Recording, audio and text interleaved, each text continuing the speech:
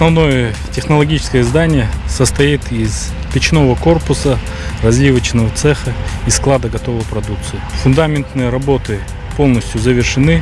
Земляные работы выполнены на 90%. Активно ведутся работы по металлоконструкции.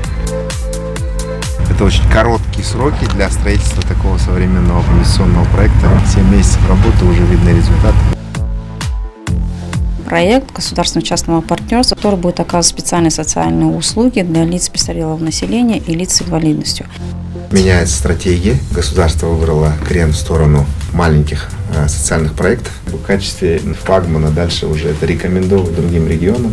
4 вида работ по проекту «Заманауи мектеп» были проведены в нашей школе-гимназии номер 24. Это капитальный ремонт здания, санитарных узлов, системы отопления и благоустройство пришкольной территории.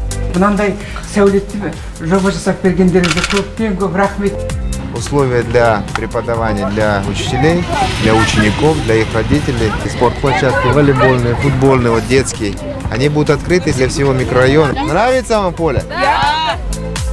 Екібастұз қаласының кешенді даму жоспарының бір шарасы. Бұрын Екібастұз қаласының тұрғындары Павлодарға барып тұрды. Осындай мемлекеттік қызмет қолжетімді болу керек.